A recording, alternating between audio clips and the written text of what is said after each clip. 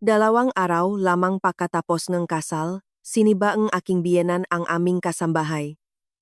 Kasambahay, ikaw ay tanggal na. Simula ngayon, ang aking manugang na babae ang magiging kasambahay dito. Direkta akong umuwi sa aking ina. Kinabukasan, 2 sasakyan ng pulis ang dumating at inaresto ang buong pamilya niya. Sa umaga ng pangalawang araw, pagkatapos ang kasal, hindi pa ako nasanay sa pakiramdam ng pagiging asawa ng isang tao. Nang mula sa direksyon ng kusina ay may sumigaw na matalim, parang labaha, na tumagos sa aking matainga. Kakapalit ko lang ng aking damit pangkasal, na amoy pabango pa, at nakasuot ng komportableng damit na may intensyong bumaba upang tumulong nang marinig ko nang malinaw ang bawat salita ng aking biyenan. Lourdes, tanggal ka na. Simula ngayon, ang aking manugang ay narito. Bakit pa magpapatuloy na magbayat ng ibang tao? Natigilan ako sa gitna ng hagdan. Ang pakiramdam sa sandaling iyon ay napakabihira, na parang may nagbuhos ang isang timbangang malamig na tubig mula sa aking ulo hanggang sa aking mga paa. Kahapon ay pawang matatamis na salita lamang, makahawak kamay sa harap ng kamag-anak, parirala tulad ng, ang bahay na ito ngayon ay may bagong anak. Ngunit sa isang gabi lamang, ang tono ay ganap na nagbago. Wala nang init, lalong wala ang boses ng nanay na nakikipag-usap sa kanyang bagong manugang. Dahan-dahan akong bumaba sa hagdan at nakita ko si Aling Lourdes na yakap ang kanyang lumang bag na tela na nakakorner sa dingding. Ang kanyang mukha ay maputla, ang kanyang mamata ay namamaga, na parang siya ay pinagalitan ng matagal. Sa mesangang hapunan, ang aking biyenan, si Aling Regina, ay brutal na inihagis ang isang apron at itinaas ang kanyang baba sa aking direksyon. Ang kanyang salubin ay eksaktong katulad sa isang amo na nagbibigay utos sa isang bagong empleyado. Nagsalita siya mismo sa harap ng aking biyenan, aking asawa, at aking hipak. Ang bahay na ito ay hindi nagpapakain ng mamanugang na babae na palamuti lamang. Kung sino ang magpakasal ay dapat marunong magsilbi sa pamilyang asawa. Bago ko pa mabuksan ang aking bibig, sinimulan niya akong hatiin ang magawain na parang plinano na niya ang lahat mula pa sa simula. Idinikta niya ang bawat gawain para sa bawat oras na may payat at malamig na boses. Simula bukas, gigising ka ang 5 ng umaga, maghahanda ng kape, maglilinis ng bahay at sa hapon ay maglalaba at magpaplansa ng damit. Sa gabi ay maghahanda ng hapunan para sa pamilya. Ang bahay na ito ay tumatanggap ng maraming bisita, kaya kung ikaw ay isang inkompetenteng manugang, huwag mo akong sisihin. Nang matapos siyang magsalita, ngumiti siya ng may panunuya. Ang kanyang mga labi ay kumurba ng may kapaitan. Ang isang babae mula sa mabuting pamilya ay dapat na masipag, hindi nakaupo na naghihintay na paksilbihan. Ang nakpalamig sa buong katawan ko ay hindi lamang ang saloobin ng aking biyenan, kundi ang reaksyon ni Bruno. Nakaupo siya mismo sa tabi ko, ngunit mula simula hanggang wakas ay hindi niya ako ipinagtanggol sa anumang pagkakataon. Tumingin ako sa aking asawa, umaasang kahit siya ay magsasabi ng isang bagay na makatwiran. Ngunit iniwasan lamang niya ang aking tingin at sumagot ng may pag-iwas. Mataas magsalita si nanay, ngunit ang intensyon ay mabuti. Gusto lang niya na masanay kaagad sa mga kaugalian ng bahay. Isang pangungusap lamang ang sapat upang lumubog ang aking puso. Hindi ko na naramdaman na iyon ay isang panandaliang pagsabog ngalit. Hindi.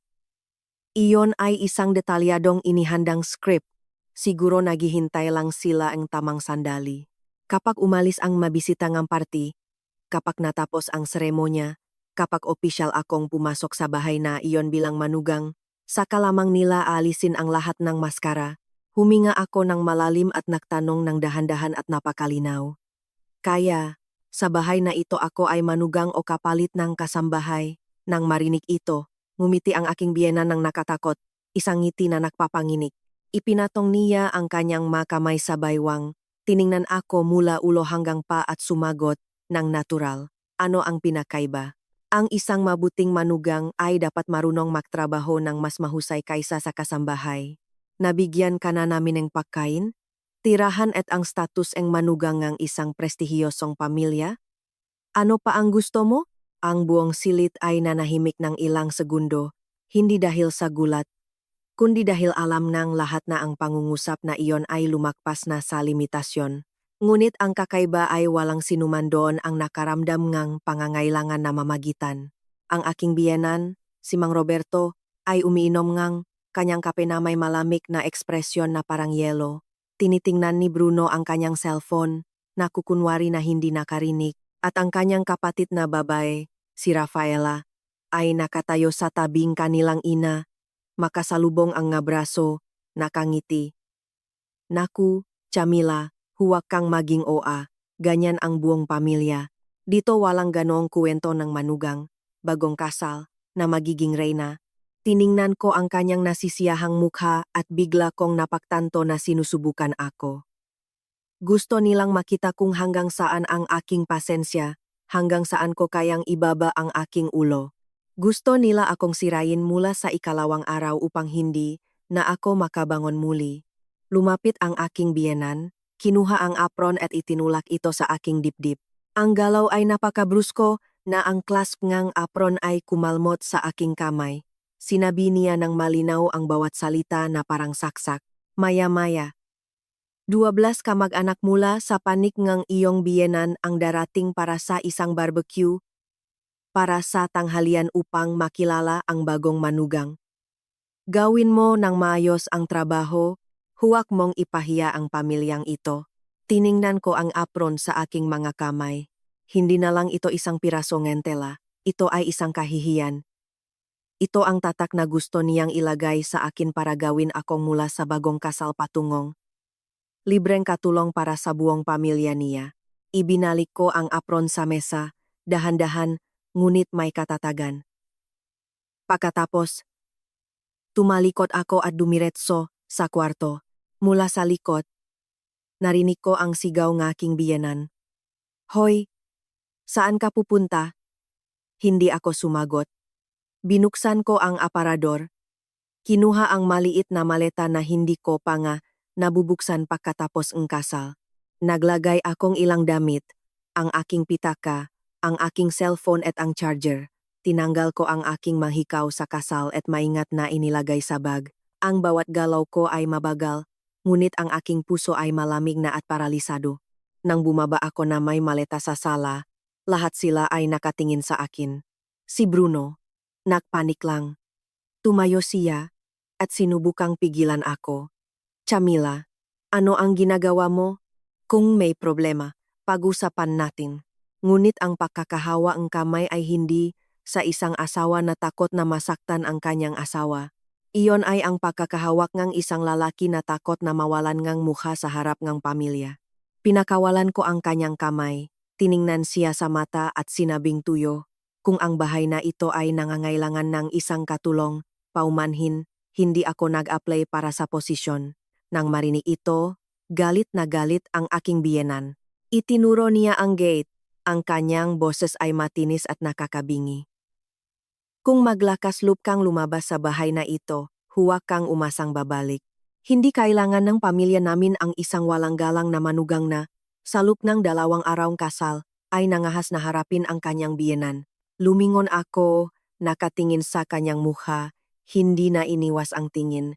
Marahil iyon ang unang pagkakataon sa buhay niya na nakilala niya ang isang manugang na nangahas magsalita ng ganun. Sa kanya, dahan-dahan kong sumagot, ang bawat salita ay malinaw na parang pako na pinupukpok. Kung magiging manugang, pag-isipan ko pa. Pero maging katulong ganyang pamilya, hindi. Nang matapos akong magsalita, kinuha ko ang aking maleta at dumiretso palabas. Sa likod ko, narinig ko ang mamura nga aking biyenan, ang mapanunuyang bulong nga aking hipak at ang boses ni Bruno na tinatawag ako ng may inis, ngunit hindi ako lumingon. Alam ko na kung lumingon akong isang beses lamang, iisipin nilang natatakot ako at hindi ko kayang mawala agad sa unang hakbang. Kinabukasan, habang ang pamilya nga, aking asawa, ay galit na galit pa rin, iniisip na ako ay isang rebeldeng walang utang na loob, dalawang sasakyan ngang pambansang pulisya ang huminto sa harap ngang kanilang gate. Nakatayo rin ako dong sa tabi ni Aling Lourdes at isang investigador. Nang mabuksan ang gate at mabasa ang warrant of search and seizure, nakita ko ang mukhang aking biyenan na namutla na parang kandila. Ang kanyang ngalabi ay nanginginig, walang tunok na lumalabas. Saka lamang niya napagtanto na ang taong pinalayas niya kahapon ay hindi lamang isang katulong at hindi ako umalis dahil mahina ako o nagtatampo. Umalis ako sa bahay na iyon dahil marami na akong alam. Makakita nga sasakyan ng pulis na nakaparada sa harap ng bahay ng aking mabiyenan. Ang makita ang maputlang mukha ni Aling Regina at ang tingin na hulat ni Bruno, somehow ay nakpaalala sa akin ng malinaw sa makanakarang araw. Sinasabing kapag natanggal na ang maskara, saka lamang natin naalala ang bawat maliit na detalye na nakaraan at napagtanto na ang mga palatandaan ay palaging naroon at kaya nakatayo sa tensyonadong umaga na iyon. Naaalala ko ang unang araw na nakilala ko si Bruno, kung paano ako naniwala, binuksan ang aking puso at pumasok sa kasal na ito na may tunay na katapatan. Ang pangalan ko ay Chamila Barros. Nagtatrabaho ako sa legal department ng isang malaking kumpanya ng pamahagingang maprodukto sa Sao Paulo. Hindi mayaman ang pamilya ko at wala rin kaming koneksyon sa mga maimpluwensyang tao.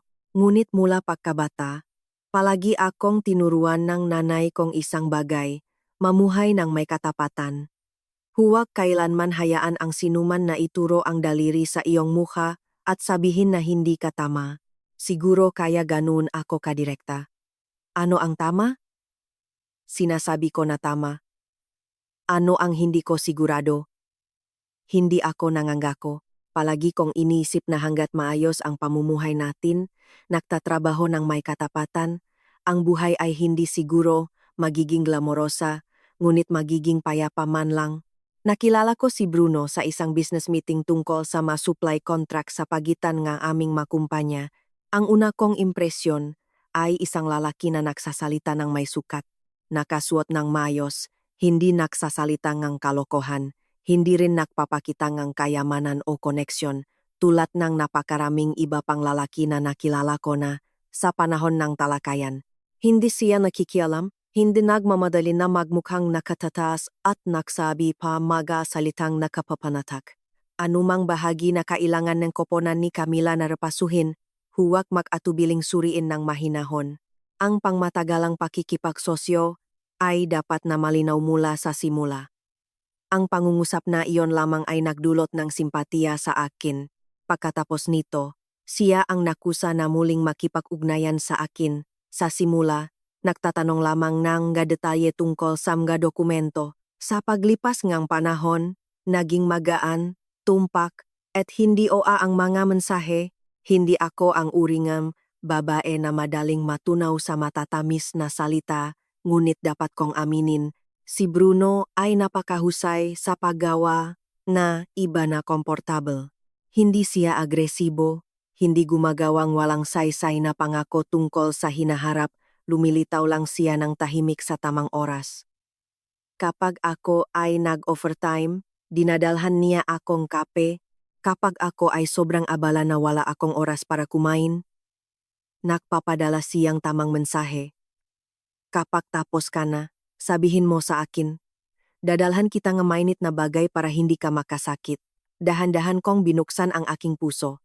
Habang nakakaroon kami ng interaksyon, mas naramdaman ko na siya ang uri ng laki na mapagkakatiwalaan ng isang babae na matagal nang nagtatrabaho ng husto, tulad ko. Madalas magsalita si Bruno nga salitang nakakapagbagaan ng loop. Minsan, tiningnan niya ako sa mata at sinabi, hindi ko kailangan ng isang babae na master sa kusina. Kailangan ko lang ng isang tapat na kasama, na may magandang edukasyon at hindi maramot sa kanyang asawa. Ang isang lalaking nagsasabi niyan ay talagang napakadaling manalo sa pusong isang babae. Nang maging mas seryoso ang aming relasyon, dinala niya ako upang makilala ang kanyang pamilya. Iyon ang araw na nakilala ko si Aling Regina. Kung basehan lamang ang panlabas na anyo, marahil walang sinuman ang mag-iisip na siya ang babae na mamaya ay magpapatong ng apron sa aking dibdib. Nakasuot siyang eleganteng damit, ang kanyang ngiti at pagsasalita ay napakatamis. Pagpasok ko, hinawakan niya ang aking kamay at pinaupo ako sa tabi niya. Maging komportable ka, anak ko. Gusto ko lang na maging masaya ka kay Bruno. Bukod doon, ang pamilyang ito ay walang maraming alituntunin. Ang paraan ngang kanyang pagngiti, ang paraan ngang kanyang pagkain ng pagkain sa akin, maging ang paraan ng kanyang pagsabi sa kanyang asawa na ang aming magiging manugang ay may napakatahimik na tingin. Lahat ng ito ay nagpahiwatig sa akin sa isang sandali na talagang mapalat ako. Ang aking biyenan, si Mang Roberto, ay mas tahimik, hindi masyadong palakaibigan, ngunit hindi rin malamig, nagmamasid lamang siya. Paminsan-minsan ay nagtatanong siyang isa o dalawang bagay tungkol sa aking trabaho at aking pamilya. Ang kanyang tingin ay nakparamdam sa akin na ako ay sinusuri ng detalyado, ngunit noon ay normal lang ang tingin ko doon. Sa bahay na iyon, naroon na si Aling Lourdes, ang kasambahay na matagal nang nagtatrabaho doon. Ang impresyon ko sa kanya ay isang payat, tahimik na babae na ang magalaw ay napakamaingat. Tuwing tinatawag siya ni Aling Regina, tila siya ay nagugulat. Binigyan ko siya ng pansin, ngunit pagkatapos, ay inisip ko na marahil, dahil matagal na siyang nagtatrabaho doon, natatakot siya sa kanyang maamo. Nun hindi ko alam na ang tingin na nakayuko ay hindi dahil sa pagkamahiyain, kundi dahil marami na siyang nakita na hindi niya kayang sabihin. Pagkatapos ngang ilang pagbisita, nagsimulang makmungkahi ang aking magiging biyenan ng banayat na manirahan kami sa kanila pagkatapos ngang kasal. Sinabi niya ito ng napakagaan na tila makatwiran. Ang mabagong kasal, kung maninirahan agad ng mag-isa, ay magiging napakalungkot ng bahay. Manatili kayo rito sandali para mapuno ang bahay habang natututo kayo sa rutin ng pamilya. Pagkatapos ay isipin ninyong lumipat. Sinusuportahan din ni Bruno ang kanyang ina. Sinabi niya sa akin ng may lambing, mukhang galit ang nanay ko. Ngunit kapag makalapit tayo, malalaman mong mabuti ang kanyang puso. Bukod pa rito, kapag dumating ka mula sa trabaho, may tao na sa bahay, mas maganda iyon. Dahil sa panghihikayat na iyon kaya ako pumayag. Sa bisperas ng kasal, inihanda ng kanyang pamilya ang lahat ng may labis na karangyaan. Ipinakilala pa nga ako ni Aling Regina sa lahat ng may pagmamalaki. Ang aking manugang ay may mataas na pinag-aralan, mahusay magsalita. Kitang-kita na siya ay mula sa isang pamilya na may magandang edukasyon. Nang marinig ito, sinabi ng mga tao na ako ay napakapalat. Maging ako ay napag-isipan na rin iyon. Ngunit ngayon, sa pag-alala, may kakaiba. Habang papalapit ang araw ng kasal, tuwing napag-usapan ang aking trabaho, nakbabago ang tingin ng tatlo. Detalyadong tinatanong ng aking biyenan, anong uringang nga dokumento ang iyong hinaharap? Karaniwan ka bang nagsusuringang nga kontrata? Naiintindihan mo ba? Mahusay sa mga legal na pamamaraan ng mga kumpanya, sumasali ang aking biyenan sa usapan na parang walang intensyon. Ang isang matalinong babae ay dapat magbasa nga burokratisyong papel ng napakabilis, hindi ba? At si Bruno na parang nagbibiro. Kapag naging asawa kita, ang nga papeles ng bahay na ito ay magiging ligtas. Sa sandaling iyon, natawa lang ako. Inisip ko na curious lang sila sa aking propesyon. Hindi ko kailanman inakala na ang interes na iyon ay bahagi ng isang kalkulasyon na inihanda na nila para sa akin mula pa sa simula. At pumasok ako sa kasal na iyon na may simpleng paniniwala.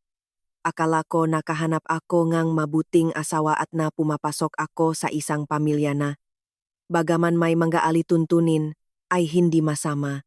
Inisip ko na hanggat ako ay tapat, maaga o huli, ay magiging maayos ang pagtrato sa akin. Labis akong naniwala at marahil dahil sa labis na pagtitiwala ng matuklap ang manipis na patong ng makintap na pintura. Saka ko lang napagtanto na sa likod nito ay hindi lamang ilang maliliit na lamat, kundi isang bahay na bulok na mula sa pundasyon. Habang mas naalala ko, mas napagtanto ko na ang nangyari sa umaga ngang ikalawang araw ngang kasal ay hindi. Sa totoo lang, Isang biglaang pagbabago ngang salobin. Ito ay ang pinakamaliwanag na resulta lamang ng maraming palatandaan na lumitaw na ng tahimik nun, maliit ngunit nakakalason, at habang mas iniisip, mas nagdudulot ng panginginig. Noong kami ay nasa yugto pang panliligaw, madalas kong sinisikap na pakalmahin ang aking sarili. Iniisip ko na marahil ako ay labis na sensitibo, ngunit ngayon ay napaktanto ko na ang intuition ng babae ay bihirang makamali. Pagkatapos ngang ilang pagbisita sa bahay ni Bruno, napansin ko na ang kanyang ina ay may kakaibang paraan ngang paksasalita. Hindi siya direktang nakikipag-awe o nagpapakita ngang hayagang antipatya. Madalas niyang pinipili ang magsalita sa paraang parang biro o pagsubok. Ngunit ang bawat pangungusap ay puno tinik. Minsan, sa isang hapunan kasama ang mga kamag-anak, lumingon siya sa akin at nagtanong. Nakangiti, ang isang babae na may kolehiyo, sigurado akong hindi marunong mahugas ng bigas o maglinis ng gulay ng maayos. Hindi ba? Naktawanan ang buong mesa, na parang isang magaan na biro. Ngumiti rin ako ng matamlay, ngunit nanlamig ang aking puso. Sa isa pang pagkataon, nang makipag-usap ako kay Bruno tungkol sa aking pagnanais na magpatuloy sa pagtatrabaho pagkatapos ngang kasal, si Aling Regina, na nagbabalat ng prutas sa malapit, ay agad na pinutol ang usapan. Ang halaga ngang isang babae ay nasusukat sa kusina. Hindi. Sa diploma. Agad na nagbago ang kapaligiran. Hindi ito sinabi ng pasiga, ngunit ito ay parang karayom na tumusok mismo sa punto kung saan naramdaman ng isa na pinakaligtas. Bago pa ako makareact, nagmadali nang ngumiti si Bruno at hinawakan ang aking kamay sa ilalim ng mesa. Nakbibiro lang si nanay, huwag mo nang pansinin. Iyon mismo ang kanyang paraan ng palaging pagpili na itago ang kaso sa halip na lutasin ang problema na nagpaurong sa akin ng ilang beses. Si Rafaela, ang kapatid ni Bruno, ay may ibang estilo. Kung ang nanay ay nagpapahiwatik, si Rafaela ay diretsahan. Tinitiknan niya ako mula ulo hanggang paa, na may mapanuring tingin at nagbibigay ngang masasamang komento. Naku, nagtatrabaho buong araw. At pagkatapos, sino ang mag-aalaga sa asawa? Sa isa pang araw ay idinagdag niya. Ang babae pagkatapos ngang kasal, na masyadong adik sa trabaho, ay mabilis na sinisira ang kasal. Ngumingiti lang akong pilit.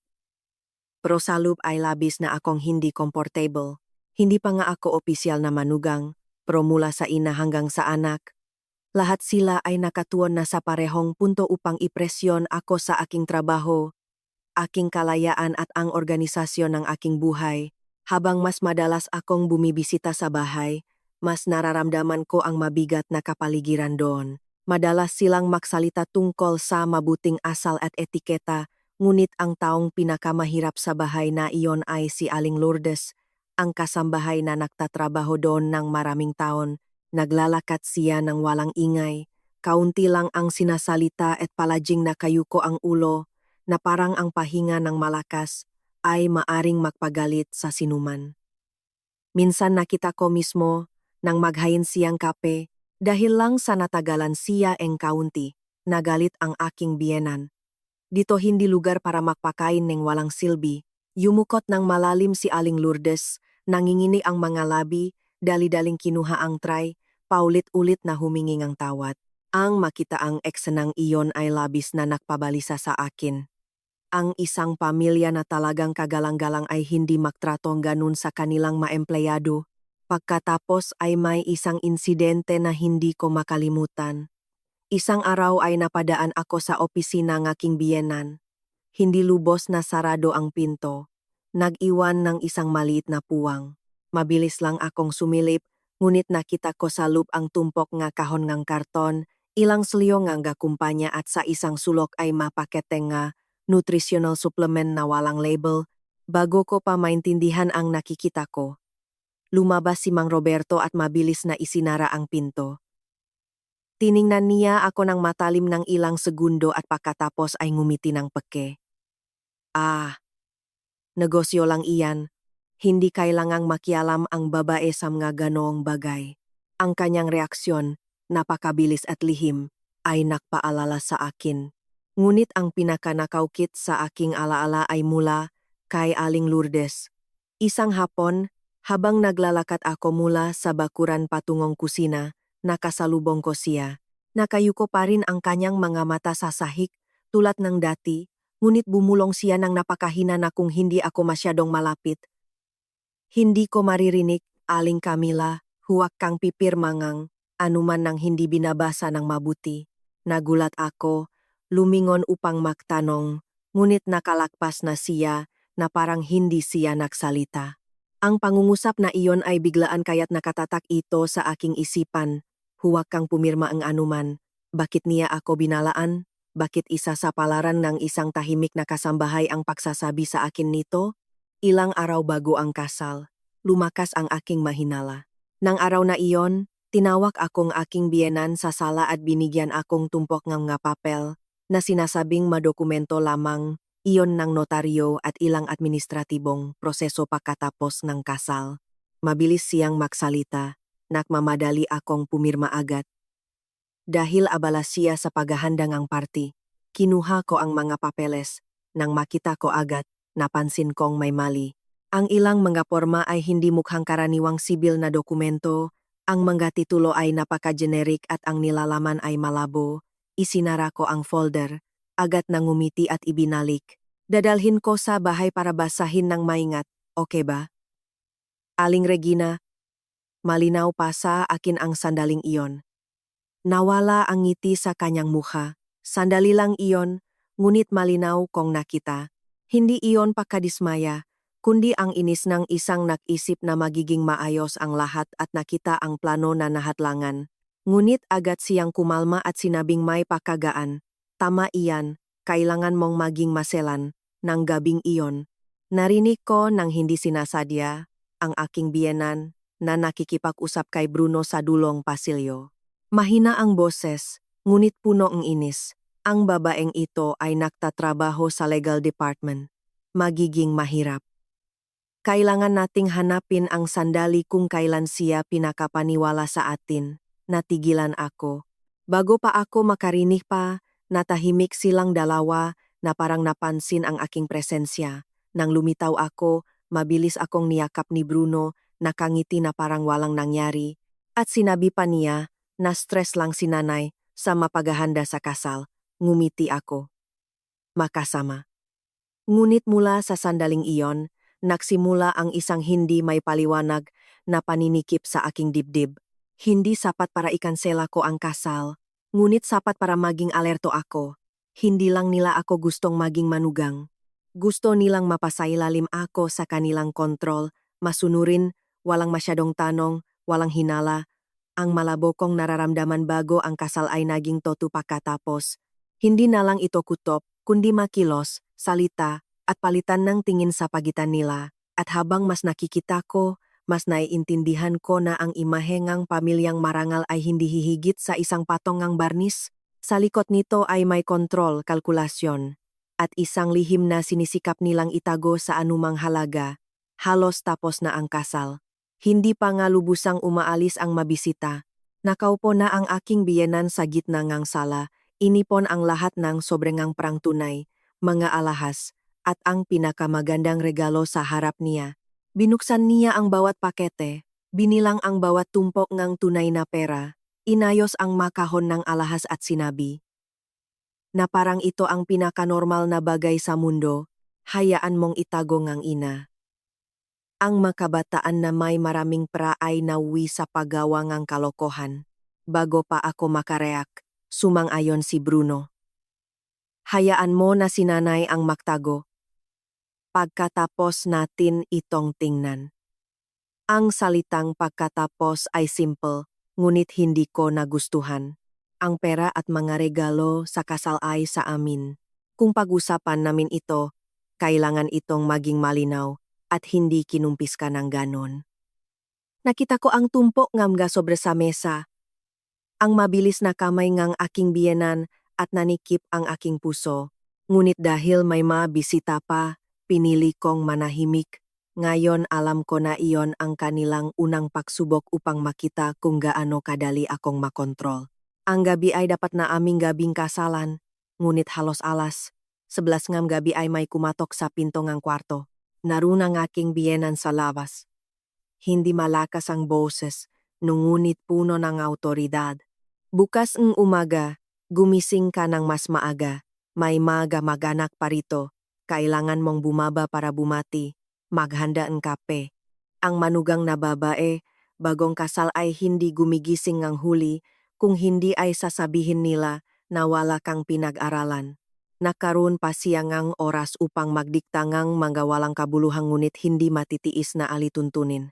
Kinabukasan, bahagya akong nakababa at agad na ipinadala sa kusina upang tulungan si Aling Lourdes.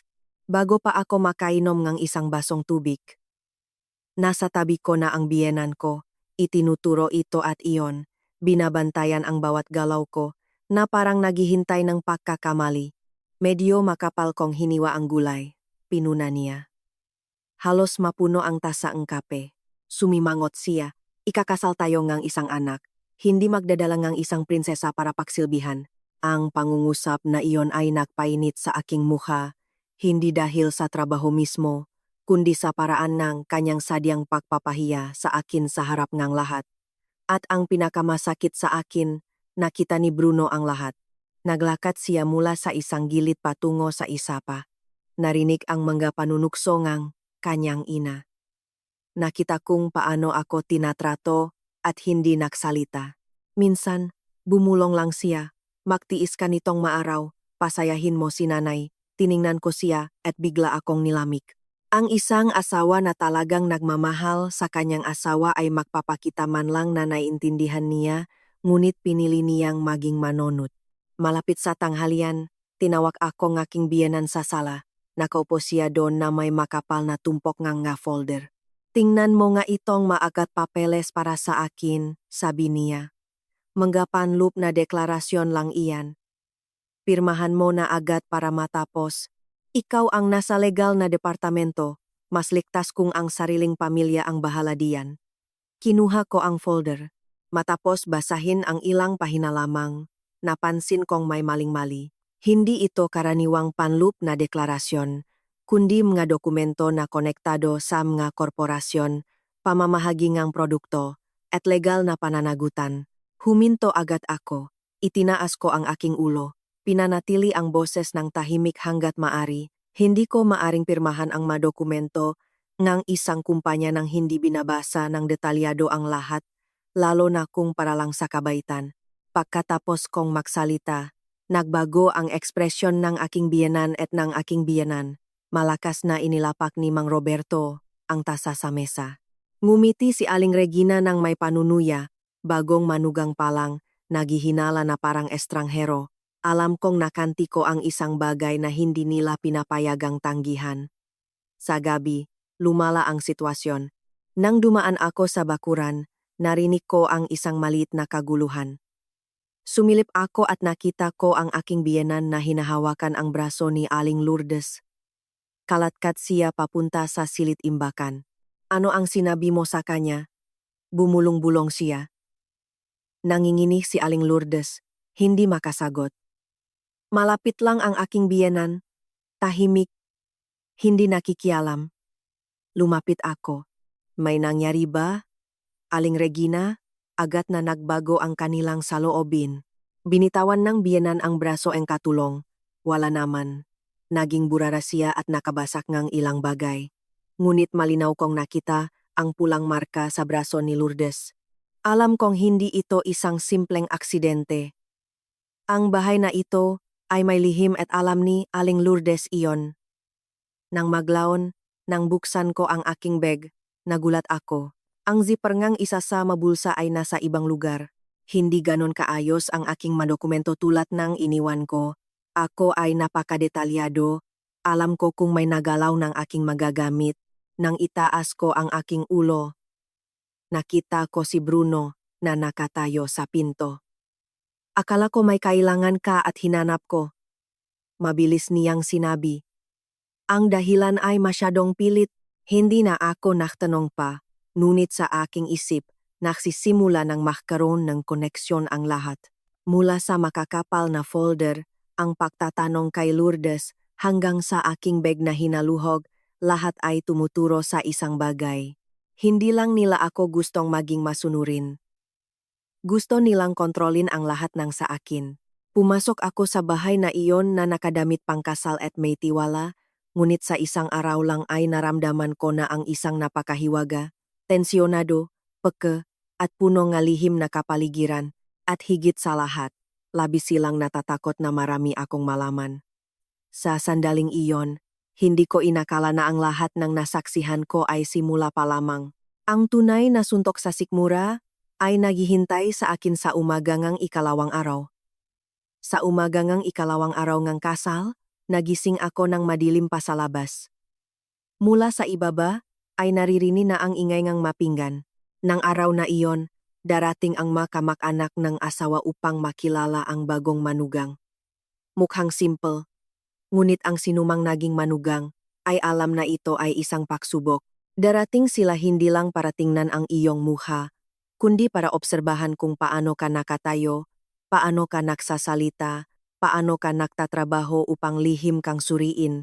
Bumaba ako sa hagdan na amoy ngang malakas na amoy ngang pakain. Sa kusina, si Aling Lourdes ay nagtatrabaho ng mag-isa sa harap ngang malalaking kaldero, maputla ang mukha, namamaga ang mamata dahil sa pagkaantok, malinaw na pinagising siya ng madaling araw. Ang aking biyenan ay naglalakat-lakat, paminsan-minsan, nakatingin sa hagdan, na parang naghihintay ng aking paglitaw. Ang kanyang postura ay hindi sa isang abala sa bahay, kundi sa isang naghahanda ngang isang palabas. Bago pa ako makabati, sumigaw si Aling Regina, "Lourdes, halika." Ang boses ay napakalakas at matalim kaya't lahat sa sala ay napatingin. Nagulat si Lourdes, mabilis na pinunasan ang kanyang makamay at lumitaw. Nang walang seremonya, kinuhang aking biyenan ang isang tumpok nga notangang pera sa kanyang bulsa, inihagis sa mesa at sinabing may kalamigan, "Narito ang iyong sahot ngayong buwan. Ikaw ay tanggal na. Simula ngayon, ang bahay na ito ay hindi na nangangailangan ng tagalabas." Natigilan si Aling Lourdes. Humampas ang aking puso, ngunit halos hindi pa rin ako makapaniwala. Pagkatapos ay sinabi niya ang susunod na pangungusap at sinabi niya. Tumingin sa akin, ngumiti ng may pagamak at sadyang itinaas ang boses. Bago at maluzok ang aking manugang, kaya niyang gampanan ang gawain. Ang sariling pamilya ang nag-alaga sa sariling bahay. Bakit pa magbabayat ng iba? Ang pangungusap na iyon ay bumaksak sa gitna ngang sala na parang sampal. Hindi na iyon isang pahiwatig o isang pagsubok. Ito ay isang pampublikong kahihiyan. Isang deklarasyon na mula sa sandaling iyon, sa kanyang paningin, hindi na ako ang manugang, kundi ang libreng kapalit ng katulong na kakatanggal niya lamang. Tiningnan ko si Bruno, iyon ang huling sandali na umasa pa ako sa kanyang reaksyon ng isang asawa. Sapat na ang isang pangungusap tulad ng nanay, huwag mo namang gawin iyan. Sapat na sana iyon para ipakita sa akin na hindi ako lubusang nakamali, ngunit nakaupo lang siya doon, tensyonado ang mukha, nakakawing ang makamay. Matagal bago siya magsalita at ang tono ay patak at malamig. Maari kang manatili sa bahay sandali, walang problema. Ang trabaho sa labas ay maaring mahintay. Ang marinig ito ay nagpalamig sa aking gulugot. Natuklasan ko na ang ideya ay hindi lamang sa aking biyenan. Ito ay binuo na. Hindi lamang nila ako gustong ikulong sa kusina. Gusto nilang putulin ang aking koneksyon sa aking trabaho, sa aking sariling buhay, sa lahat ng nagpapanatili sa akin na malusog. Gusto nila akong ikulong sa bahay na ito na masunurin, umaasa, upang kapag kailangan nila ay pipirmahan ko ang anumang ipinipilit nila sa akin. Tumingin ako sa mata ng aking biyenan at dahan-dahang nagtanong, bakit kailangang tanggalin si Lourdes ngayon? Natawa si Aling Regina, isang matinis at masamang tawa, dahil ang bahay na ito ay hindi nagpapakain ng dalawang katulong. At pagkatapos ay itinuro ang kanyang daliri sa aking mukha. Numero 1, matututo kang maging disenteng manugang. Pangalawa, kunin mo ang iyong magamit at lumayas ka rito. Sapat na ang isang pangungusap. Lahat ng aking pasensya ay naging abo. Tumayo ako ng tahimik. Tumingin ako sa paligid ngang bahay na iyon na tinirhan ko nga 2 araw lamang, ngunit puno ng intriga. Sa eksaktong sandaling ito, nang nakatuon ang lahat sa akin, yumuko si Aling Lourdes. Nakunwari siyang kumuha ngang basahan na nahulog malapit sa aking maleta. Nang bumangon, mabilis siyang kumilos. Ang kanyang nanginginih na kamay ay naglagay ngang isang maliit na matigas na bagay sa bulsa ngang aking maleta. Bago ko pa makita ng maayos, bumulong siya ng halos hindi naririnig. Aling Chamila, umalis ka. Huwag kang manatili dito. Nasa loop ang pinakakinakatakutan nila. Natigilan ako ng isang segundo, ngunit sapat na ang segundong iyon. Ang lahat ng mga pirasong puzzle sa aking ulo ay makakasama ng tuluyan. Ang pagtatanong kay Lourdes, ang tumpok ngang malalabong kontrata, ang aking bek na hinaluhok, ang tingin ng aking biyenan, ang kalkuladong katahimikan ni Bruno. Ang pagtanggal kay Lourdes ngayon ay hindi para bawasan ang gastos. Pinatahimik nila ang isang saksi at kinukulong ako doon. Pinipilit akong huminto sa pagtatrabaho. Hindi para gawin akong katulong. Gusto nila akong sirain, gawing masunurin upang gamitin ang aking pangalan, upang pilitin akong pumirma, akuin ang kasalanan at magsilbing scapegoat, marahil dahil matagal akong nanahimik. Inisip ngang aking biyenan na natatakot ako. Mas malakas siyang sumiga. Hindi ka siguro tinuruan ng pamilya mo ngang magandang asal. Kaya ka rito at hindi mo alam kung saan ka lulugar. Makakaya ko ang mainsulto sa aking sarili. Ngunit kapag kasama ang aking mamagulang, hindi. Walang sinuman ang may karapatang insultuhin ang nagpalaki sa akin. Dahil lang sa hindi ko tinanggap na maging alipin, hinila ko ang maleta sa gitna ngang sala. Nangingit-ngit ang mga gulong sa sahig na marmol. Tinanggal ko ang aking singsing ngang kasal at inilagay sa mesa ngang salamin sa harap ngang lahat. Ang tunong singsing na tumama sa salamin ay mahina, ngunit ang buong silit ay natahimik. Tumingin ako ng malalim sa aking biyenan. Pagkatapos kay Bruno. Ang isang manugang ay kailangang igalang. Ang isang katulong ay kailangang bayaran.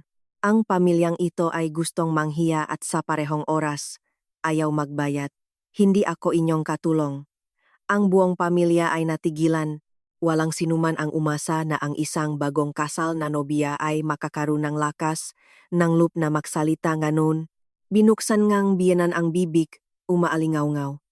May lakas kang loop? Nang, hindi na ako nakinig pa. Hinila ko ang maleta at naglakad patungo sa gate. Sumulong si Bruno, hindi para humingi ngang tawad, kundi para pigilan ako na may mahina at nakbabantang boses. Kung alis ka ngayon, gagawin mong eskandalo ito. Tiningnan ko siya 2 araw lang ang nakakaraan. Akala ko siya ang aking ligtas na kanlungan. Ngunit sa pagtingin sa mga matang iyon ngayon, ang tanging nakikita ko ay ang kalkulasyon at ang inis ng makita ang planong napunta sa wala. Sumagot ako ng So, binitawan ko ang kanyang braso, tumalikot at umalis ng hindi lumilingon. Pagdating sa bahay ng aking ina, sa isang mas simpleng lugar sa Sao Paulo, ikinulong ko ang aking sarili sa kwarto. Nanginginig ang aking mga kamay, ngunit ang aking isip ay kakatuwang malinaw. Binuksan ko ang zipper sa gilid ng maleta at kinuha ang iniwan ni Aling Lourdes, isang maliit na itim na USB drive. Isinaksak ito sa laptop at nanatiling hindi gumagalaw sa harap ng screen.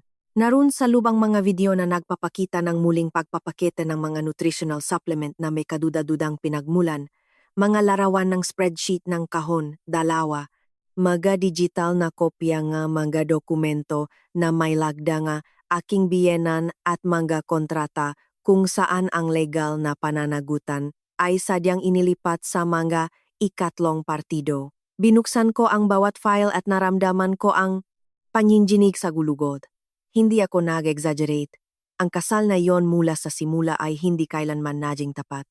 Matagal akong nakatayo at pagkatapos ay natawa ng tuyo hindi dahil nakakatawa, kundi dahil sa kapaitan. 2 araw na ang nakalipas ay nakasuot ako ngang damit pangkasal, naniniwala na magtatayo ako ngang isang pamilya.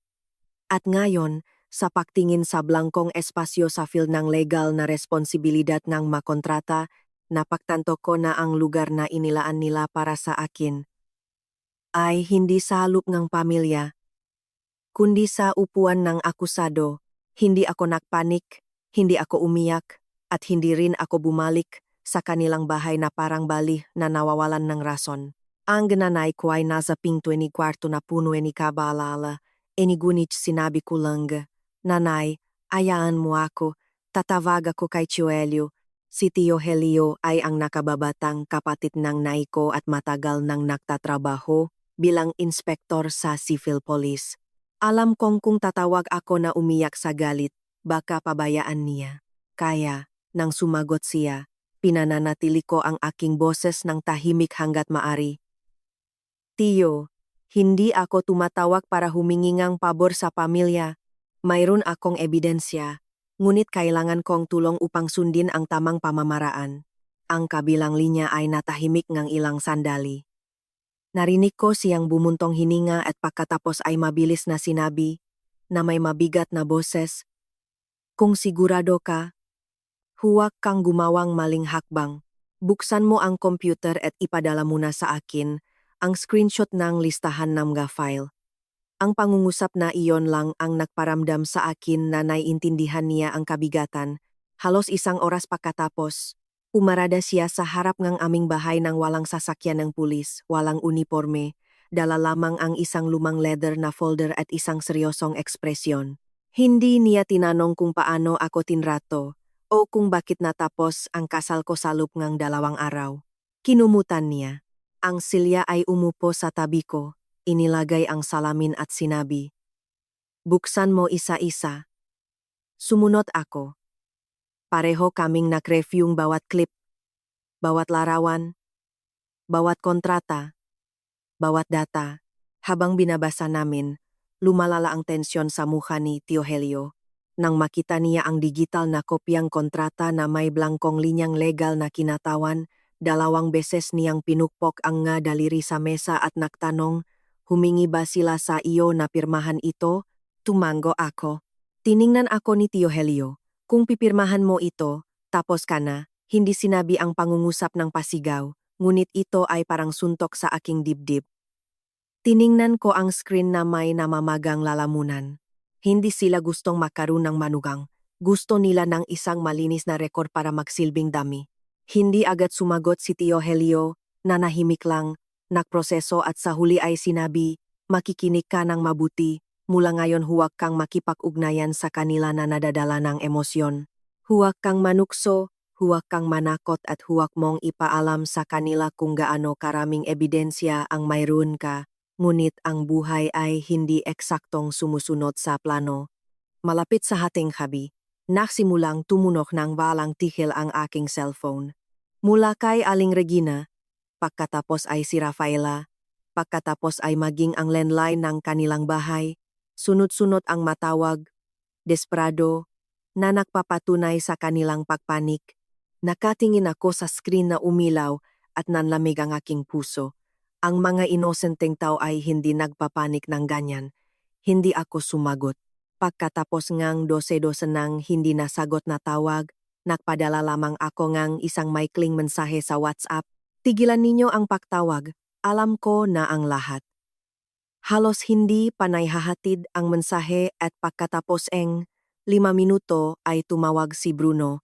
Tiningnan ko ang kanyang pangalan sa screen. Wala nang anumang kislap sa aking puso. Tanging ang katiyakan na kailangan kong pakinggan ang kanyang sasabihin na nakahandusay na ang maskara. Sinagot ko nang hindi man lang nagsasabi ng hello. Ang kanyang boses ay nanggaling sa kabilang linya, 0 ang lambing. "Anong biro ito? Anong USB drive ang dinala mo?" Natawa ako nang may panunuya.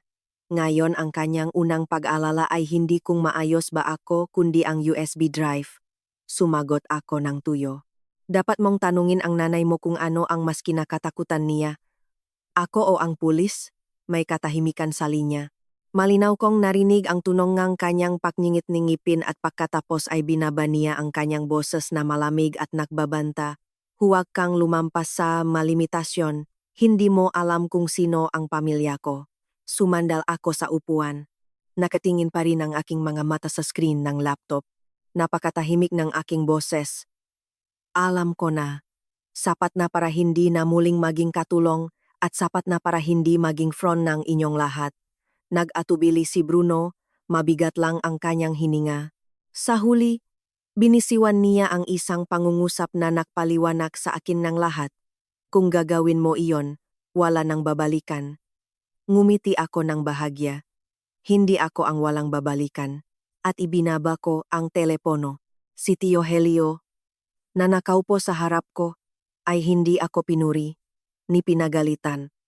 Sinabi lang niya, mula ngayon, alisin mo sa isip mo. Ang pagtingin na siya ang iyong asawa. Ituring mo lang siya na isa pang piraso ngang investigasyon.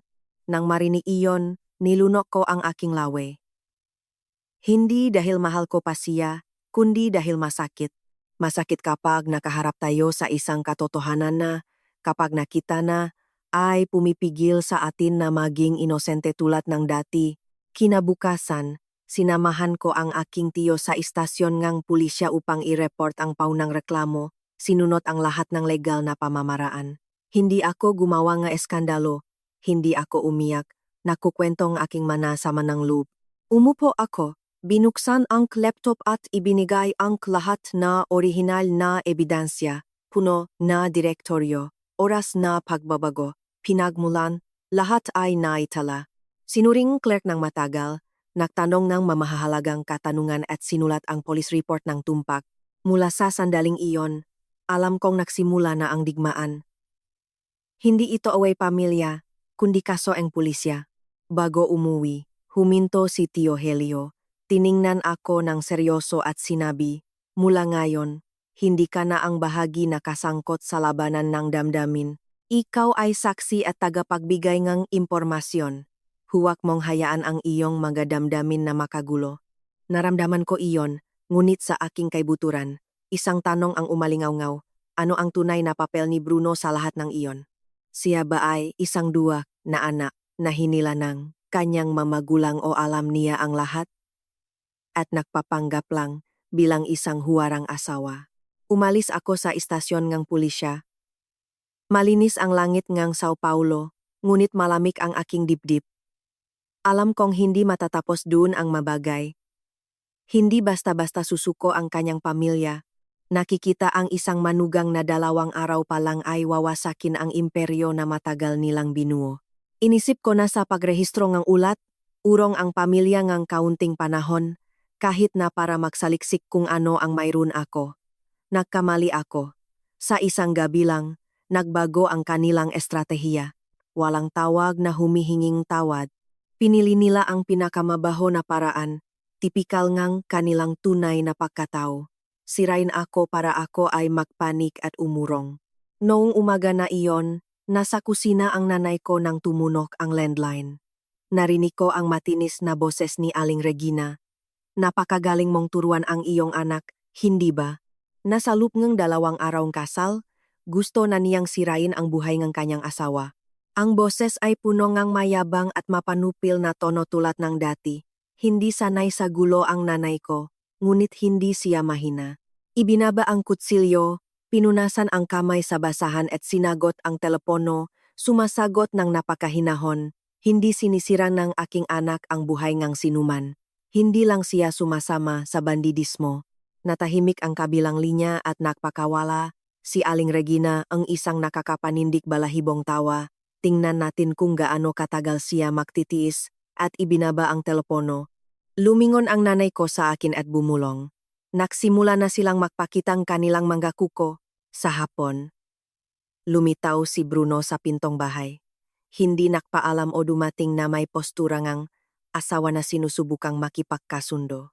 Nakahanay ang kanyang damit, ngunit ipinapakitang kanyang mukha ang tensyon ng isang nakulong at ipinaglalaban ang kanyang sariling buhay. Paglabas kong gate, dumiretso siya. Burahin ang lahat. Makukunwari akong walang nangyari. Tiningnan ko siya, parang walang laman ang dibdib ko. Sa kritikal na sandaling iyon, gusto lang niyang protektahan ang mga ebidensya. Bumaba ako ng isang baitang at kalmado kong tinanong, kung pinirmahan ko ang mapapel na iyon at balang araw ay makaproblema sa hustisya, akuin mo ba ang kasalanan sa halip na ako? Natigilan si Bruno. Hinangin ang magadahon sa bangketa, ngunit hindi siya gumalaw, walang tunog na lumabas. Ang kanyang katahimikan, ang pinakamalinaw na sagot sa lahat. Hindi niya kailanman plinano na protektahan ako. Mula sa unang araw, ako ang kalasag. Kinuha ko ang singsing sa bulsa at inilagay sa kanyang kamay. Hindi mo kailangan ng asawa, kailangan mong isang taong pipirma. Hinawakan niya ng mahigpit ang singsing na namutla, ang kanyang mabuko. Sumikip ang kanyang panga at umangal. Huwag mo akong pilitin kumilos, matindi ako. Ang pamilya mo ang pumilit sa akin. Nandun siyang ilang segundo, pagkatapos ay tumalikod at umalis. Malakas na mga hakbang. Sa pagkakita sa kanyang pag-alis, napagtanto ko na siya ay bahagi lang ng investigasyon. Akala ko iyon na ang pinakamasamang salobin, ngunit sa gabi, mas bumaba pa ang antas. Isang kasamahan sa aking opisina ang nakpadala sa akin ng nga screenshot mula sa nga grupo sa WhatsApp. Nawalan ako ngang kulay sa mukha. Mga larawan ngang aking kasal na ibinunyag, ang aking pangalan, lugar ngang trabaho, sinamahan ngang nakakasuka na fake news, sinasabi na ako ay nandaraya, na gusto kong mangikil ngang pramula sa pamilya at ngayon ay nag-imbento ngang makaninira upang mangikil. May nakomento pa nga, dahil abogada siya, maayos niyang binalak ang lahat para sirain ang kanyang mayamang asawa. Kumulo ang aking lalamunan. Gusto nilang baliktarin ang mga papel at gawin akong kontrabida sa opinyon ng publiko. Wala pang 10 minuto pagkatapos. Isang mensahe mula kay Rafaela ang inakala niyang mananalo sa buong pamilya namin bilang isang bagong dating na wala lang, nangangarap. Sumagot lang ako, hindi ako lumalaban sa inyo. Hayaan kong kumilos ang hustisya. Alam kong ang mataw, tulad ni Rafaela, ay gustong desperasyon, hindi ko ibinigay sa kanya ang gusto niya. Hating gabi, tinawagan ako ni Tio Helio. Nagsimula na ang reaksyon. Kung umabot na sa paninira at pangingikil, ang susunod na hakbang ay ang pagtatanggal ng ebidensya. Sisirain nila ang natitirang ebidensya. Maging handa, nilamig ako niyan. At sa unang pagkakataon, napagtanto ko ang tunay na panganib. Hindi lang nila gustong patahimikin ako, gusto nilang patahimikin ang sinuman na nasa lupangang bahay na iyon. Si Aling Lourdes, halos hating gabi na, madilim na ang bahay, nag-vibrate ang cellphone ko na may hindi kilalang numero. Nang sagutin ko, boses ni Lourdes, hinihingal, nanginginig, Aling Chamila, ikinulong nila ako. Sabi nila, kung magsasalita ako, hindi pa natapos ang pangungusap. Narinig ko ang malakas na pagbagsak, na parang may nahulog at naputol ang tawag. Tumayo ako agad. Ang puso ko ay kumakabog ng napakalakas sa dibdib na masakit. Lumampas na sa antas ang lahat. Hindi na ito usapin na isang kontroladong pamilya na sinusubukang iligtas ang reputasyon. Ito ay pagdukot, illegal detention at pagwasak ng ebidensya ng mamapanganib at nakulong na tao. Tumawag ako sa tiyo ko na desperado. Naputol ang tawag sa kalagitnaan. Sa kabilang linya, ang propesyonal na investigador ang sumagot. Bagong numero ba o sa kanya? Narinig mo ba ang boses ngang iba? Anong ingay ang nangyari? Sinubukan kong alalahanin ang bawat detalye. Habang mas ikinukwento ko, mas lumalala ang sitwasyon. Ipinakita sa akin ng tiyo ko ang USB drive, lalo na ang nga audio na nalampasan namin. Kalahating oras pagkatapos, nasa bahay na siya. Nagsuot kami ng earphone. May isang maliit na file sa bandang dulo. Hindi natatakot ang boses ni Lourdes. Mahina siyang magsalita, ngunit mabilis at propesyonal. Naipon ko na halos lahat. Kulang pa ang labas ng stock at ang loteng sereal. Kailangan kong kunin iyon bago nila ilipat ang produkto. Ang sagot ay mula sa isang lalaki. Maikli. Bastos. Huwag mong hayaan silang kunin. Kapag kumpleto na ang lahat, ipaalam mo. Tumagal ngang 30 segundo ang audio, ngunit nilamig ako. Tinanggal ngang tiyo ko ang maga-headphone at sinabi, ang babaeng ito ay hindi isang simpleng kasambahay. Malamang ay isang impormante o nakatago sa isang paralel na investigasyon. Nagulat ako, kaya hindi lang ako ang nakapansin sa mga kalokohan. Mayroong isang tao mula sa loop na matiyagang nangongolekta ng mga resibo, selyo, at audio na naghihintay sa araw ngang pagsalakay. Naalala ko ang sinabi niya nang ibigay niya sa akin ang USB drive. Nasa loop ang pinakakinakatakutan nila. Hindi lang siya natatakot sa paghihiganti, isinasaalang-alang niya ang kanyang buhay. Nang gabing iyon, inilagay ni Tio Helio ang mga duty officer, ipinalam ang emergency na sitwasyon at humiling ng pagpapabilis ng warrant of search and seizure. Ngunit ang burokrasya ay may presyo. Ang isang naputol na tawak ay hindi nakdudulot ng agarang pakrate ng walang batayan. Samantala, tumatakbo ang oras laban kay Lourdes. Kinuha ko ang susinang aking kotse. Pupunta ako doon kahit na para lang manatili sa kalsada. Agad na pinutol tiyo ko. Makakasira ka lang at maaari ka pang maging panggalawang hostage. Nanahimik ako. Walang tigil ang pagvibrate ng cellphone ko. Mga mensahe iyon mula kay Bruno. Huwag ka nang makialam. Hindi ganon kasimple ang bagay tulad ng iniisip mo. Kung ipipilit mo, walang sinuman ang hindi masasaktan. Tiningnan ko ang screen. Sa unang pagkataon ay hindi lang banta ang nakita ko, kundi ang pagpanik ng isang lalaki na nawawalan ng kontrol sa kanyang kastilyong baraha. Sumagot ako. Alam kong hindi ito simple. Kung simple lang, hindi ninyo ito itatago. Pagkatapos nito, katahimikan. Nakagulo sila. Alas, 3 ngang madaling araw. Tumunok ang cellphone ang tiyo ko. Nagpunta siya sa sala para sagutin. Nang bumalik siya, nagbago ang mukha niya. May galaw. Nalilipat ng karga mula sa warehouse patungo sa likod ngayon ng madaling araw. Kung mawala ang karga, mawawala ang materyalidad. Kung mawawala ang mga kalakal at mananatiling isolated si Lourdes, maring questionin ang USB drive bilang gawa-gawa lamang ng magagaling na abogado. Tiningnan ko ang tiyo ko. May oras pa, tiyo. Kinuha niya ang kanyang jacket. Kailangan mangyari. Naging kuryente ang kapaligiran. Malapit nang sumikat ang araw, tinitigan niya ako. Sumama ka sa akin. Hindi ako nagtanong. Nagsuot akong jacket, inilagay ang USB drive sa bulsa at sumakay kami sa unmarked car. Ang mawalang laman na kalsada ngang Sao Paulo ay tila isang malabo na tanawin sa bintana. Isang ideya lang ang umikot sa aking ulo. Matatapos ang lahat ngayong gabi o makakatakas sila magpakailanman. Nang lumiko, kami sa kalsada ngang marangyang kapitbahayan ngang aking dating mga biyenan, nagsisimula nang lumiwanag ang langit. Ang maputlang kapaligiran ng madaling araw ay nakpagawa sa kalsadang iyon na dating nakakabiyani na parang multo. Isang pangalawang mabigat na sasakyan ng pulis ang huminto sa likod namin. Bumukas ang gipinto at ang gitunog niya. Bota na tumama sa spauto ay matatagi at determinado. Ang pangkalahatang anyo ngang isang respetadong pamilya ay guguho. Hindi pangabukas ang bakal na gate at ang boses ngang hepe ang pulisya, na binabasa ang utos ngang hukuman, ay malakas na umalingaw-ngaw. Nagsimulang sumilip ang ilang kapitbahay. Ang mayamang kapitbahayan ay biglang naging pinangyarihan ngang krimen. Ang unang lumabas ay si Aling Regina, na may eleganteng seda na bathrobe, magulo ang buhok, sinubukan niyang panatilihing mataas ang kanyang baba.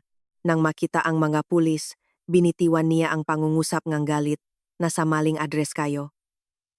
Ngunit ang kanyang mga mata ay tumakbo, lumampas sa balikat ng aking tiyo at bumaksak sa akin, nakatayo sa likod, sa isang iglap. Nakita kong lumabas ang kanyang kaluluwa mula sa kanyang katawan. Ang kanyang malabi ay bumaluktot.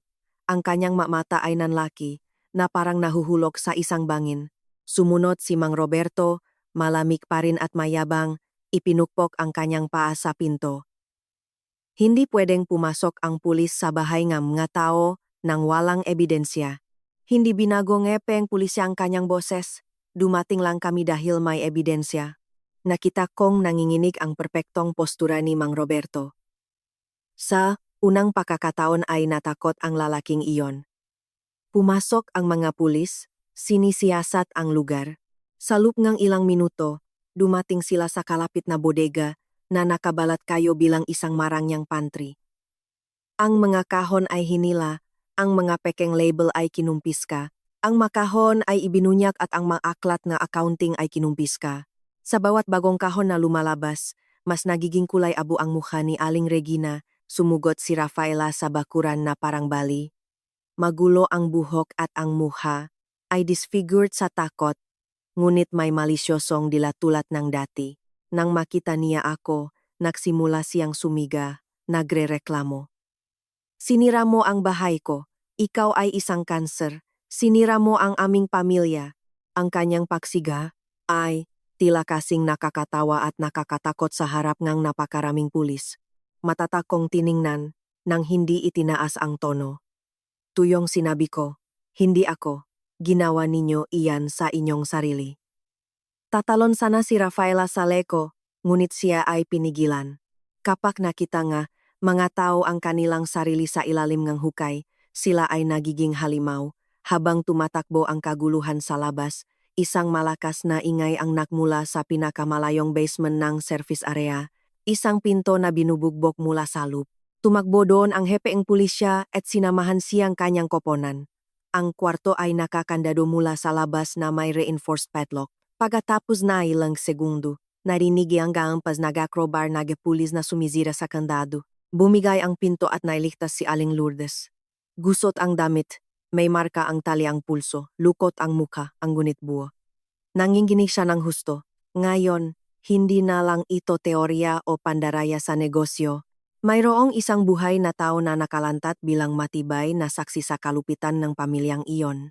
Si Aling Regina, sa pakakita kay Lourdes, nawalan lakas sa mga binti, kumapit sa upuan ngang kawayan sa balkonahe, nanginginih na bumulong-bulong. Hindi ako, hindi ko alam. Hindi sa akin iyan. Ang pagtanggi ng ganun kaburara ay lalo lang nagpapalala ng lahat. Itinaas ko ang aking tingin at nakita ko si Bruno. Nakatayo siya, nagelo sa hagdan ng ikalawang palapak. Mula nang dumating ang masasakyan ng pulis, wala siyang sinabi, walang banta o hangin ng superioridad. Ang kanyang tingin ay nakatuon sa akin, isang halong galit, pagpanik, desperasyon at ang pakiramdam megne pagtataksil. Ngunit sa pagtingin sa kanya, wala na akong nararamdamang sakit. Hindi ako ang unang nagtaksil. Nang matapos ang operasyon at magawa ang mapag-aresto, ang aking dating biyenan, kahit nakaposas at dinadala sa sasakyan ng pulis, ay lumingon upang tingnan ako. Ang tingin ay puno ngang put, akala mo nanalo ka, hindi ba? Tiningnan ko siya ng direkta sa mata, kalmado ang boses, hindi lang ako natalo. Natahimik siya sa pagkabigla. Marahil iyon ang unang pagkakataon na naintindihan niya na hindi na ako natatakot sa kanila, sa kanilang psikolohikal na panggigipit, o sa pekeng estado ng tiwaling dinastiya na iyon. Umalis ang mga sasakyan ng pulis sa paksikat ng araw. Ang ingay ngang makina ay tila nagdadala kasama ang malabinang kasinungalingan na aming pinunit. Nanatili akong nakatayo sa harap ngang bahay na kilala kong ilang araw. Ang hangin sa umaga ay tumama sa aking mukha, malinaw ang isip. Dadalhin si Aling Lourdes sa istasyon ng pulisya at tutulungan. Ang madokumento ay selyado. Ang panggigipit ay natapos na.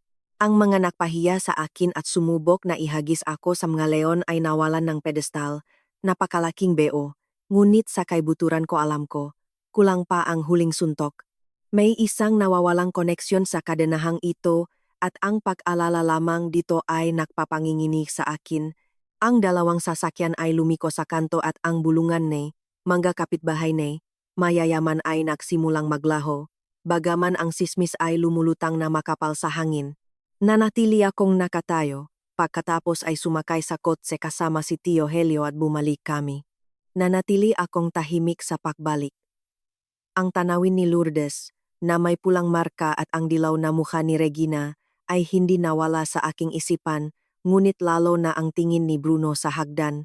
Hindi ito nakapagpabalisa sa akin dahil sa natitirang pagmamahal, kundi dahil sa pakiramdam na ang kanyang papel sa lahat ng iyon ay hindi pa natapos ang siklo. Sa apon, tinawag ako ni Tio Elio sa balkonae sa aming bahay, nakasara ang kanyang muka. Umupo ako at diretsong nagtanong. May nalaman ka pa ba, Tio? Inabutan niya akong isang basong tubig at pinag-isipan. Sa paunang paglapit, hindi agad inaresto si Bruno. Nakulang ng direktang koneksyon. Sa sandaling iyon ay nakaroon ako ngang irasyonal na pag-asa. Baka niloko lang siya. Baka mahina lang siyang papet sa kamay ngang pamilya. Ngunit ang pagkalimot na iyon ay bumaksak sa loop ngang 5 segundo. Itinulak ni Tio Elio ang isang puting papel sa mesa. Itinuro ang isang linya sa paunang digital forensic, ang IPNG Megaghost Contract, ang Menaga History NG Pagbabago Enegadami, ang login ng account kung saan dapat kunin ang pirmangang legal na garantiya. Lahat ay tumutukoy sa institusyonal na email at personal na laptop ni Bruno. Tiningnan ko ang papel, ang mga lohikal na koneksyon, ang mga pag-update sa gabi, ang mga access, naroon, hindi matatawaran. Imposibleng lokohin ang sarili ko. Itinas ko ang aking ulo sa aking tiyo, nanginginig ang boses. Ibig sabihin, hindi lang siya manonood, bumuntong hininga si Tio Helio ng husto. Hindi siya bobo. Hindi siya nakakaproblema o nagpapalo ng pinto tulad ng kanyang ina o ama. Siya ay naktrabaho sa likod ng mga eksena. Nak-organisa ng mga dami, nak-protekta sa mga link upang hindi makakonekta at nakahanda nakbitah. Ang mataong ganun ang pinakamasama, ipinapasa ang maruming trabaho upang manatiling malinis ang makamay, nilamig ako niyan. Ang maamong tagapamagitan, ang rasyonal at diplomatikong lalaki, ay, sa katotohanan, isang tusong manipulator. Tiningnan ko ang mga ebidensya at ang pelikula ngang aking maikling buhay may asawa ay umikot sa aking isip. Ang pagtanggi niya na makipag-away sa kanyang ina, ang kanyang paraan ng pagtuturo na humihiling sa akin na pirmahan lamang ang maadendum ng mabagay. Hanggang sa sandaling iyon sa pinto ng aking ina, humihingi na burahin ang file na parang walang nangyari. Ang mabagal na ngayapa ay upang dalhin ako sa bawat maling hukay na mga akusado bilang dumi ng pamilya. Nagpatawa ako ng malakas, tulad ng gusot na papel. Hindi nakialam ang tiyo ko. Tumingin ako sa unahan. Hindi nila ako pinili dahil sa aking personalidad o dahil akma ako kay Bruno. Pinili nila ako dahil ang aking rehistro sa OAB, ang aking malinis na record at ang aking kaalaman ay ang makagamitan na kailangan nila. Pumasok ako ng perpekto upang bulagin. Liwanag ng panganib. Tumango si Tio Helio na may mas masakit na galaw kaysa sa anumang pagsuntok. Nang gabing iyon, tumunok ang doorbell ngang bahay. Nakahiga ang nanay ko, nagpapahinga. Binuksan ko ang pinto. Nasa labas si Bruno. Mas malala ang hitsura niya. Walang tuwid na postura, malungkot ang muha, gusot ang kuwelyo, malalim ang ibex. Matagal siyang naatubili bago bumulalas ng mahina ang kanyang boses. Hindi ko akalaing hihilayin mo ang lubit na iyon hanggang sa dulo. Nakasandal ako sa pintuan. Ilang araw bago nito, sisirain ako nito. Ngayon, wala nang anumang tao na tumibok sa dibdib ko para sa lalaking iyon. Tiningnan ko siya sa mata at sinabi, hindi mo inakala? O sigurado kang makakaligtas ka ng walang pinsala gamit ang aking diploma? Ibinaba ni Bruno ang kanyang tingin at lumunok, malalim at nakakabinging katahimikan. Walang anumang moral na alap. Ito ay matibay na kumpirmasyon ngang masamang plano. Lumapit ako sa hakbang na malapit at kasabay nito, milya-milya ang layo. Mahina akong nagsalita. Pinili mo ang kanilang panig. At ako, Bruno, pinili ko ang tama. Ang kanyang kamao ay nakatubili sa tabing ng kanyang binti. Hindi makalabas ang masalita. Nararamdaman na niya ang paglapit ng bilok. Matapos ang lahat, wala nang natitirang tiwala sa akin. Tumalikot ako para isara ang pinto. Lumingon siya at naglakad patungo sa disyerto na kalsadang Sao Paulo. Dala ang maguho ng entablado na iyon. Humiga ako ng walang pagmamahal. Walang samangang loop. Walang galit. tanging ginhawa sa kaliwanagan.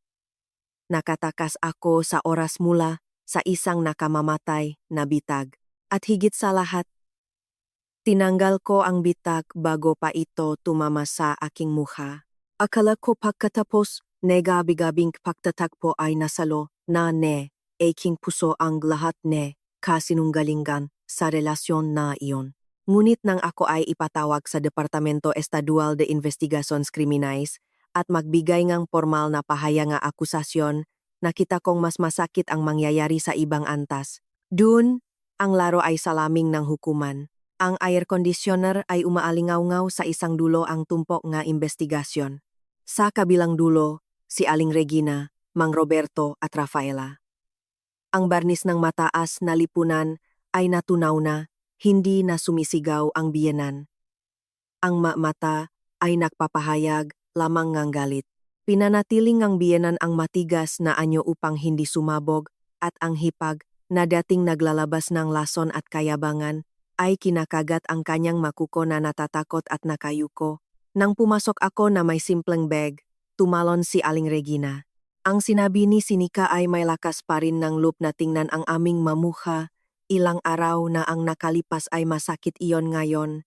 Hinila ko ang upuan, inihagis ang bag, pinaksalikop ang mga binti at itinuro ang aking daliri sa kanyang direksyon. Ang tanging tao na sumalubong sa akin. Mukha ay ikaw. Iniisip na magsisilbi akong kanyon para linisin ang iyong kriminal na dumi. Natahimik ang silit, nanlaki ang kanyang mamata. Walang sinuman ang nagsabing ang toto ng ganun kaatsit sa kanyang mukha, at nakakawala iyon. Tinawag ko ang mafia ng pamilya sa kanilang opisyal na pangalan. Nagpatuloy ang hepe ng pulisya ng hindi kumurap. Lahat ay bukas. Ilegal na imbakan. Pekeng resibo. Irregular na pagkuha. Ang makakulangan sa listahan ng mga abogado ng kumpanya. Ang web ay nakalantat. Ngunit patuloy pa rin ang pagpipilit ni Mang Roberto na may kalamigan ng isang nahuli na lobo na pumirma. Kung walang pumirma sa mga distrato o sa mga kontrata, mayroon lang kayong pahiwatik ng walang pangunahing akusado. Ang paglakas ng loob ay nagalit sa akin. Hindi ko na kailangan na buksan ng abogado ang mga file. Ibinigay ko ang mga media. Sinubukan nilang gamitin ang aking status bilang bagong kasal upang ilagay ang bombang oras sa aking pangalan. Narito ang mga audio. Ipinatuktok ng clerk na puno ang silit ng autoritaryong boses ni Aling Regina. Pirmahan mo na agad ang papel na iyan at tigilan mo na ang pagpapanggap. Anumang problema ay ayusin ng pamilya sa internal na proseso. Nawalan ngang hangin sa baga si Mang Roberto. Binitawan ni Aling Regina ang kanyang mabalikat. Tumalon si Rafaela sa upuan, nanginginig. Peke, Judas. Pumasok ka sa aming buhay ngang malinta para ipagtaksil ang kasal. Sinuntok ng hepe ang mesa na gawa sa kahoy. Ibaluktot mo ang iyong dila. Hindi ito ring para makipag-away. Pagkatapos, bumukas ang pinto ng waiting area at pinasok ng isang investigador ng civil si Aling Lourdes. Umupo akong tensyonado. Alam kong darating siya. Hindi siya yumuko. Simpleng suot, naka-jeans at t-shirt, maputla ang mukha. Ngunit may tingin na parang nagliliyap na bakal. Umupo si Lourdes ng matatag at bumulalas ng malakas. Mga buwan ng pagre-record, mga ulat ng mga lihim na lumalabas at double entry bookkeeping nang walang palya kahit isang araw. Sumigaw si Aling Regina at tumalon mula sa upuan na parang spring. Sumisigaw ng matinis, traidor, lintik, ahas. Hindi umurong si Aling Lourdes kahit 1 milimetro. Ang kanyang boses ay paos, ngunit matatag. Hindi ako nagtataksil sa sinuman. Pinipigilan ko lang na may isa pang kabataan ang mahulog na patay sa ospital dahil sa mga pekeng kemikal na basura na inilalagay ninyo sa bote. Biglang namatay ang silit. Ganap na katahimikan ngang libingan. Ang salitang mahulog na patay. Ospital. Iyon ay isang suntok sa kaluluwa. Akala ko, sa pinakamaraming, ito ay mga krimen ng pandaraya sa pagkakakilanlan at korupsyon sa buwis, aktibo, cash register 2, mabigat. Ang salitang mahulog na patay ay nakbago ang pahina, krimen laban sa kalusugan ng publiko, homicide na may intensyon. Pag ako sa panganib ngang pagpatay gamit ang mga dumi, Tiningnan akong hepe, nagtanong. Alam mo ba ang mapakamatay na sanhingang kapabayaan ng mapang industriyang input na ibinebenta ng lihim? Umiling ako, basang-basang ang pawis ang aking mga kamay, nanlamig, hinahawakan ang braso ng kahoy na silya sa istasyon ng pulisya. Kung ibinigay ko ang aking panggalan, ako ang magiging technical responsible sa chemical massacre na ginawa ng kumpanya para kumita, nang hindi sumusunod sa sanitary surveillance at fiscalization ng Anvisa. Nagpatuloy ang mga pahaya ang ilang oras, naitala ang mga paglabag, at nasiguro ang pag-aresto sa akto. Umalis ako sa istasyon ngang pulisya at huminto sa koridor na hinihingal. Ang aking katawan ay tumimbang ngang 3 tonelada. Sumandal ako sa malamig na tila doon sa lobby. Umaalinggaw-naw sa aking tainga ang ibinunyak ni Aling Lourdes na pumipigil sa pagkahulog na patay sa ospital. Hindi ito tungkol sa paghahanap kong asawa o hindi. Awe ngang biyenan o pahuhugas ng aldero, dugo iyon. Narinig ko ang isang boses sa malalim. Chamila. Siya. Iyon. Lourdes. Nakatingin sa aking nga mata ng hindi na Aling Chamila. Siya. Ang aking parola. Huminga akong sariwang hangin at nagtanong. Gusto mong mag-usap, Lourdes? Nagpunta kami sa bangketa, sa isang kafe sa tabi, lumalayo sa institusyonal na pang-aapi. Huminga siya ng malalim bago ibunyak ang kanyang pinakmulan. Hindi ako isang arawang manggagawa, ni hindi ako naglilinis sa isang marangyang kapitbahayan. Ako ay isang sekretarya sa isang outsourced logistics na konektado sa kanilang middleman. Dati, sumabog ang isang krisis dahil sa kontaminasyon sa mga compound na kanilang minamanipula ang mga packaging. Akala nila ito ay simpleng pagkakamali, ngunit ito ay sadyang ginawa para kumita. 2 bata ang napunta sa pila para sa transplant, isa ang nakaligtas. Hinawakan ko ang basong tubig ng napakahigpit. Itinago nila at isinisi sa isang walang kwentang manager na third party. Ngunit pumunta ako sa likod. Sinundan ang linya ng maruming pera. Hindi gumagana ng maayos ang katawan ko. Ang mabuhay ay nasa kamay ng mawalang prinsipyo na may mukhang sosyalista sa Paulista. Nagpatuloy si Lourdes. Konektado ko ang pera sa mga seryosong tao na nangangailangan ng ebidensya ng walang waran. Pumasok ako sa loob ng bahay na may pasensya upang makalusot hanggang sa kaibuturan. Naintindihan ko ang katalinuhan. At yumuko ka, na kunwari kang isang probinsyana upang magbigay ng bala. Kapag minamalit nila ang isang tao, direkta silang nagsasalita sa mukha ng walang filter.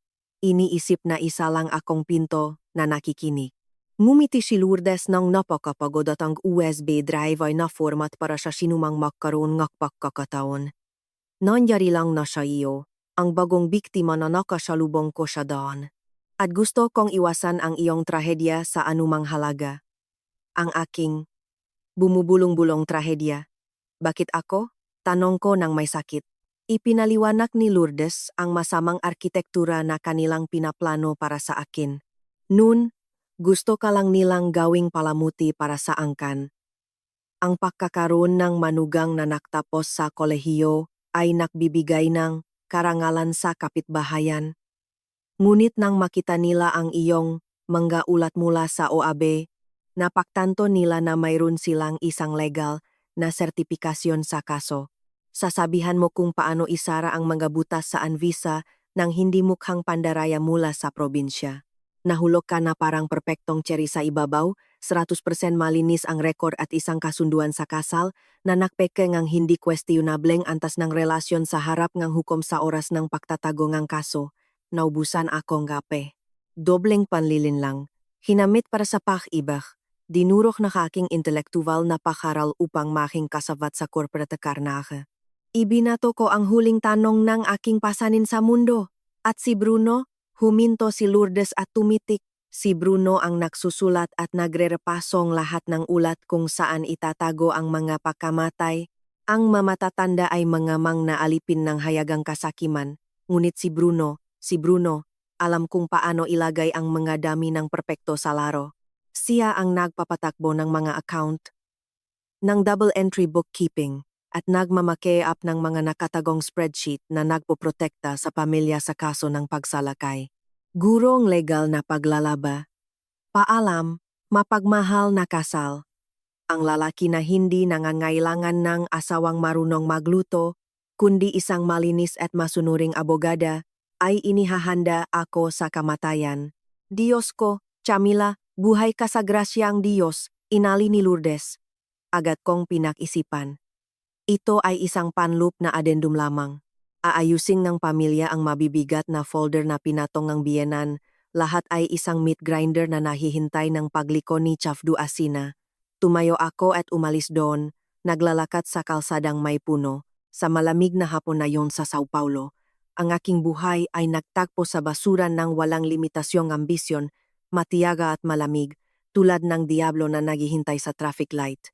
Nakaligtas ako dahil sa tuso at tapang na tumanggi ng gusto ang lahat ang aking pakababa bilang isang domestic na alipin na nagtatagong aking panlipunang pagputol ng ulo at pagkakakulong sa isang closed regime. Ang huling yukto bago maganap ang diborsyo ay ang formal na paghaharap kay Bruno sa istasyon ng pulisya upang seliuhan ang huling reklamo tungkol sa intelektual na may akda. Dumating ang imbitasyon at sa kabila ne lahat ne katotohanang nalunok at napatunayan. Ang umupo sa harap ngang lobo na nakunwari bilang isang nakmamahal na nobyo ay mahirap at nakakatakot. Nakpunta ako sa opisina ngang sibil para sa direktang pagtatanong. Nang dalhin siya na nakaposas at nakasuot ngang ordinaryong damit, ngunit halatang labis na nasira, pisikal na payat na may mga mata, sa limitasyon ngang nerbiyos na pagkapagod, ang kanyang kalmado na tingin ay nagpapahiwatig, parin ngang isang mahina na kislap ng kontrol, sinusubukang hawakan ang salaysay. Umupo ako, huminga ngang malalim hanggat maari. Nang walang pag-atubili, direkta ko siyang tinanong nang walang anumang matatamis na salita. Totu. Iyan lang. Binuksan ng clerk ng hepe ang makapal na tomo ngang proseso sa harap niya. Access na may lakda ni Bruno. Maipe na niruta ng kumpanya ng IT na nakarehistro sa pangalan ng mabuting asawa. Mga pag-edit na ginawa sa pribadong cloud ng minamahal na manugang, kung saan ang pagkabigo ng mga pagmamanipula ay nagiging legal na responsibilidad, tiningnan ni Bruno ang makapal na papel at bumulalas ng hininga. Ginawa ko sa ilalim nga, utos ng kanilang manakatataas. May mga taong nagsisinungaling kahit sa lakas. Malamig na sa nakakatakot na tono, siyempre, tulad ng dati. Umurong ka at mananatili ng isang hakbang sa likod. Nagpadala ang investigador ng isang bungkos ng mabagong corporate minutes. Sino ang nakisip ng paglilipat ng garantiya ng kontrol sa kalidad sa pisikal na tao ni Chamila? Ang kalawangin na ventilador ay nagpakawalang ingay sa istasyon ng pulisya. Nananatiling limabli ifi.